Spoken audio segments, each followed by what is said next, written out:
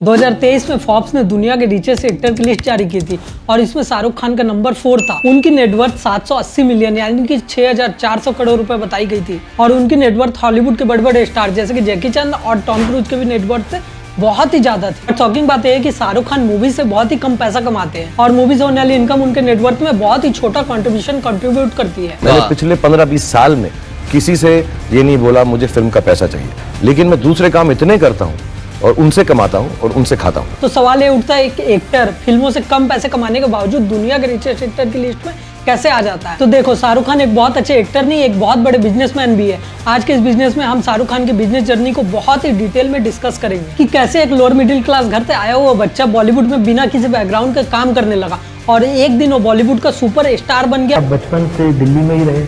जी, दिल्ली में ही 65 तलवार nursing home Pusa road. फिर उसके बाद मेरी स्कूलिंग सेंट कोलंबस में, 12th के बाद Hansraj college Delhi university economics. Shahrukh Khan के करियर की शुरुआत दिल्ली के हंसराज कॉलेज में हुई थी, जहाँ पे वो इकोनॉमिक्स में ग्रेजुएशन कर रहे थे और पढ़ाई में इंटरेस्ट के साथ साथ उन्हें ड्रामा में भी इंटरेस्ट आने लगा और वो अपने कॉलेज के ड्रामा में पार्ट लेने लगे। बाद में उन्हें एक्टिंग से इतना प्यार हो गया कि वो दिल्ली छोड़ के मुंबई भाग गए एक एक्टर बनने के लिए। लेकिन मुंबई में काम मिलना इतना आसान नहीं था जैसा कि उन्होंने सोचा था। वो जब दिल्ली से मुंबई पहुंचे थे तो उनके जेब में बस 20 रुपए थे। उनके पास ना तो रहने के लिए घर था ना खाने के लिए पैसे। मैं मुंबई आया, मेरे पास रहने को जगह नहीं थी, मेरे पास पैसे नहीं थे। So I remember Rajiv called me and give me money for my किराया ऑफ माय हाउस। और बहुत सारे धक्के खाने के बाद, बहुत सारे ऑडिशन के बाद उन्हें 2 टीवी सीरियल ऑफर हुए जिनका नाम था फौजी और सर्कस। और ये दोनों टीवी सीरियल से शाहरुख खान की पॉपुलैरिटी बहुत बढ़ती चली गई। पॉपुलैरिटी के साथ इनके पास बहुत सारे पैसे आने लगे, इनका कैरियर टेक ऑफ होने लगा। इनकी लाइफ में जब सब कुछ अच्छा चल रहा था तब इनके साथ एक अनहोनी हो जाती है। इनके फादर के डेथ के बाद इनकी माँ ने इन्हें बहुत ही अच्छा सपोर्ट सिस्टम के साथ संभाला हुआ था। अचानक से उनकी डेथ हो जाती है जिसके कारण वो एकदम से अकेले हो जाते हैं। जब शाहरुख खान टीवी में काम किया करते थे तब उनकी माँ हमेशा से उन्हें फिल्मों में देखना चाहती थी और उनकी डेथ के 1 साल बाद उन्होंने दीवाना मूवी रिलीज किया जो कि बॉक्स ऑफिस पे बहुत ही बड़ा सुपर हिट साबित हुआ और बॉलीवुड को एक बहुत बड़ा सुपरस्टार मिल गया था। शाहरुख खान ने इतने शिद्दत के साथ काम किया कि वो आने वाले समय में बहुत ही पॉपुलर होकर बॉलीवुड के किंग बन जाते हैं और आने वाले समय में उनकी बहुत ज्यादा मूवीज हिट हो जाती है जैसे कि बाजीगर, डीडीएलजे और दिल तो पागल है। और इन फिल्मों के साथ वो रियल लाइफ में कल्ट लाइफ इमेज बना लेते हैं। उस टाइम में वो फिल्मों से अच्छे खासे पैसे तो बना रहे थे बट उनके दिमाग में एक डर था। एक्टिंग एक ऐसा कैरियर है जहाँ पे आपकी सक्सेस की गारंटी नहीं है। आज आप हिट हो तो पैसे कमा रहे हो, अगर 5 साल बाद आप फ्लॉप हो गए तो ऐसी भी कंडीशन आ सकती है जिसमें आपको पैसे नहीं मिले। और बॉलीवुड के दिग्गज राजेश खन्ना भी एक टाइम में फ्लॉप हो गए थे और उन्हें बहुत सारे फाइनेंशियल प्रॉब्लम से गुजरने पड़े थे। दीपक तिजोरी, मुनीष बेल, इन्होंने भी 90s में शाहरुख खान के साथ फिल्मों में एंट्री की थी, लेकिन आज के समय में इन्हें कोई नहीं पहचानता और शाहरुख खान को भी अपने फाइनेंशियल स्टेबिलिटी का डर था और उनके दिमाग में हमेशा से आता था कि उन्हें कुछ और करना पड़ेगा। और इसी टाइम वो अपने करियर के पीक पे थे, उनकी हर मूवी हिट होते जा रही थी। तब उन्हें लगा ये सही टाइम है उनका खुद का बिजनेस स्टार्ट करने का। तब उन्होंने अपने को स्टार जूही चावला के हस्बैंड जय मेहता के साथ मिलकर एक प्रोडक्शन हाउस स्टार्ट किया और इस प्रोडक्शन हाउस का नाम था ड्रीम्स यूनाइटेड। बाद में शाहरुख खान को जिसका डर था वही हुआ। उन्होंने कंपनी तो स्टार्ट कर दी और उन्होंने बहुत सारे पैसे लगा के फिर भी दिल है हिंदुस्तानी, अशोका जैसी बहुत सारी मूवी प्रोड्यूस की जो कि बॉक्स ऑफिस पे बहुत ही गंदे तरीके से फेल हो गई। उनकी प्रोडक्शन की स्टार्टिंग की 2 मूवीज उनके बजट को रिकवर नहीं कर पाई जिसके कारण उनके बहुत सारे पैसे मार्केट में लॉस्ट हो गए। फिर अमिताभ बच्चन के एब्सेंस में शाहरुख खान को कौन बनेगा करोड़पति होस्ट करने का मौका मिला, लेकिन लोगों को उनका कैरेक्टर बिल्कुल पसंद नहीं आया। फिर अगले सीजन में अमिताभ बच्चन ने शाहरुख खान को वापस से रिप्लेस कर दिया और शाहरुख खान ने भी इस बात को एक्सेप्ट की कि उनके करियर का सबसे लोअर फेज था। फिर उन्होंने स्मार्टली डिसीजन लिया, उन्होंने अपने प्रोडक्शन हाउस ड्रीम्स यूनाइटेड को क्लोज करके गौरी खान के साथ वापस से एक नया प्रोडक्शन हाउस स्टार्ट किया जिसका नाम था रेड चिली एंटरटेनमेंट। और इस बार इनकी पहली फिल्म मैं हूं ना सुपर डुपर हिट हो गई और इस मूवी को 25 करोड़ लगा के बनाया गया था और बहुत ही कम टाइम में इस मूवी ने 70 करोड़ का कलेक्शन किया था। फिर 2007 में रेड चिली एंटरटेनमेंट ने उस टाइम की सबसे आइकॉनिक फिल्म ओम शांति ओम को प्रोड्यूस किया और इसका बजट 40 करोड़ का था और इस मूवी ने 150 करोड़ रुपए कमाए थे। और उस समय रेड चिली एंटरटेनमेंट एक हिट मूवी देने की मशीन बन चुकी थी, लेकिन शाहरुख खान बस यही नहीं रुके। फिर उन्होंने रेड चिली को बहुत ही ज्यादा एक्सपेंड किया और उन्होंने 2 कंपनी और खोली।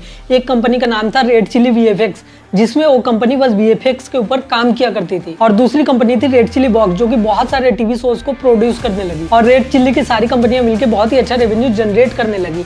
इनकी रेवेन्यू 500 करोड़ को भी पार कर गई और इन सब का रीजन था शाहरुख खान का उस बिजनेस में इंटरेस्ट होना। वो अपने पैसे को कहीं भी डाल सकते थे तो उन्होंने अपने पैसों को वहीं डाला जो बिजनेस उनको सबसे अच्छा करने आता है, वो था मूवीज बनाना। और मूवीज के साथ साथ शाहरुख खान को और भी दूसरी चीजों में इंटरेस्ट था जो कि था क्रिकेट। और क्रिकेट और एंटरटेनमेंट इंडिया के 2 बड़े बिजनेस मॉडल में से एक है।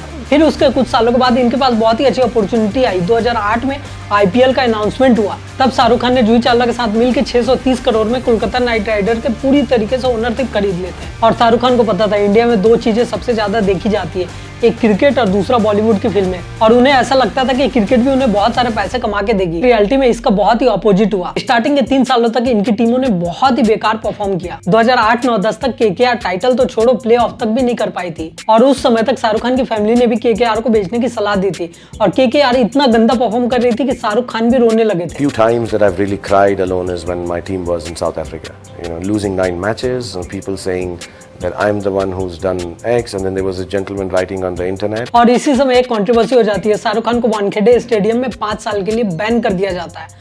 उन्होंने मूवीज के बिजनेस को तो क्रैक कर लिया था, लेकिन क्रिकेट का बिजनेस उनको बहुत ही ज्यादा महंगा पड़ रहा था। पिछली बार उनको जब लॉस हो रहा था तो उन्होंने अपनी कंपनी को डिसॉल्व कर लिया था, लेकिन इस बार इन्होंने वैसा नहीं किया। उसके बाद 2011 के ऑक्शन में 2.4 मिलियन में इन्होंने गौतम गंभीर को खरीदा।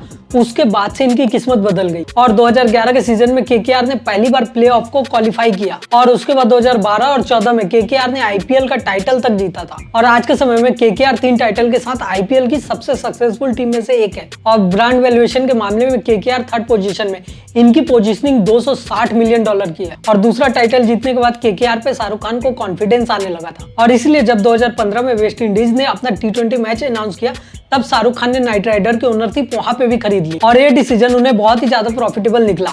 6 सालों में उन्होंने 4 CPL के टाइटल अपने नाम किए, और इसके बाद शाहरुख खान ने CPL की ओमन टीम को भी खरीद लिया, जो कि 4th सीजन में विनर बनी थी। फिर शाहरुख खान को दिखने लगा IPL के सक्सेस के बाद बहुत सारे कंट्रीज ने अपने अपने T20 मैच स्टार्ट कर दिए, और शाहरुख खान को इसमें बहुत बड़ी बिजनेस अपॉर्चुनिटी दिखाई देने लगी। वेस्ट इंडीज के सक्सेस के बाद इन्होंने US, अफ्रीका और इंग्लैंड में भी अपनी टीम को खरीदा, और आज के समय में सारी की सारी टीम मिलकर एक टीम के अंदर आती है, जिसका नाम है द नाइट राइडर ग्रुप। अगर आपको पता नहीं होगा, IPL टीम एक फ्रेंचाइजी मॉडल के अंदर पैसा कमाती है, और आपने ये नोटिस किया होगा IPL में हर एक टीम मेंबर के जर्सी पे अलग अलग कंपनी के स्पॉन्सरशिप टैक्स लगे होते हैं, और ऐसे भी इनके पैसों की कमाई हो जाती है, कंपनी का प्रमोशन हो जाता है और उसके बदले इन्हें पैसे मिल जाते हैं। और काफी सारी टीम पर्टिकुलर ब्रांड के साथ एड कैंपेन करती है, और इसका सारा पैसा प्लेयर को नहीं दिया जाता है, सीधे के सीधे फ्रेंचाइजी को मिल जाता है। और बहुत सारी कंपनियां इन्हें 2 गुना 3 गुना पैसे भी देती है, ताकि शाहरुख खान इनकी जर्सी पहन के ग्राउंड में घूमे और इनडायरेक्टली उनका प्रमोशन हो जाए। और इसके अलावा KKR के खुद के स्टोर है, जहाँ पे वो अपने कैप, टी-शर्ट, जर्सी को सेल आउट करते हैं अलग अलग लोगों को। अब बहुत सारे लोगों को शाहरुख खान की KKR और रेड चिली एंटरटेनमेंट के बारे में तो पता है,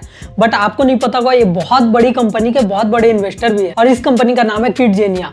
ये कंपनी 4 साल से लेकर 16 साल तक के बच्चों के लिए एक थीम पार्क डिजाइन करती है, और किड्जेनिया 2012 आते आते 21 कंट्री में बहुत ही बड़ी ब्रांड बन चुकी थी। और किड्जेनिया के इंडिया में आने के पीछे शाहरुख खान का बहुत बड़ा हाथ है। शाहरुख खान इस कंपनी में 21% की हिस्सेदारी ओन करते हैं, जो कि बहुत बड़ी बात है। और इसके साथ शाहरुख खान इस कंपनी के ब्रांड एम्बेसडर भी है, और इसके साथ साथ ही वो बहुत सारे ब्रांड्स के ब्रांड एम्बेसडर है। आपने शाहरुख खान के Hyundai, dish TV, ICICI bank के तो ऐड देखे ही होंगे, वहां से भी उन्होंने अच्छे खासे पैसों को जनरेट किया है। शाहरुख खान से पहले बॉलीवुड में ब्रांड एंडोर्समेंट को सबसे ज्यादा चीप हरकत माना जाता था। I think like I was going to say that I was one of the first ones to start endorsements at this level. There was a time when actors looked down upon advertising. लेकिन शाहरुख खान ने इसे normalise कर दिया, और आज के समय में शाहरुख खान एक ब्रांड सूट का 5 से 10 करोड़ रुपए चार्ज करते हैं, और ये सारे ब्रांड शाहरुख खान को ज्यादा से ज्यादा पैसे देने को भी तैयार है, बिकॉज शाहरुख खान की ब्रांड वैल्यूएशन इतना ज्यादा है कि सारे ब्रांड्स इन्हें बहुत ज्यादा पैसे देने को भी तैयार रहते हैं। आज के समय में शाहरुख खान एक एक्टर नहीं, बहुत बड़े ब्रांड है। इनकी मूवी फ्लॉप होने के बाद भी इन्हें बहुत सारे ब्रांड्स के ऑफर मिल जाते हैं।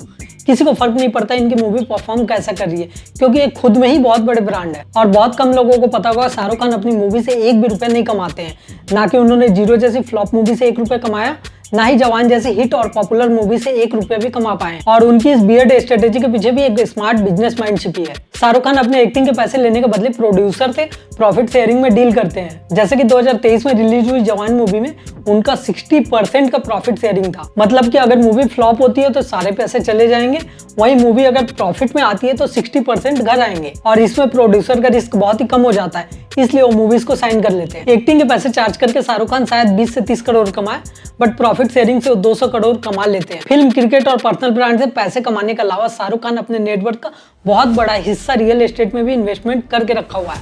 और सबसे ज्यादा पॉपुलर तो इनका घर है, जो कि 200 करोड़ का है, जिसका नाम मन्नत है। और मुंबई, दिल्ली के अलावा उन्होंने लंदन, दुबई जैसे सिटीज में बहुत ही ज्यादा एक्सपेंसिव रियल एस्टेट इन्वेस्टमेंट करके रखा हुआ है। और अपने सारे बिजनेसेस और इन्वेस्टमेंट के थ्रू आज शाहरुख खान की नेटवर्थ 6000 करोड़ से ज्यादा है।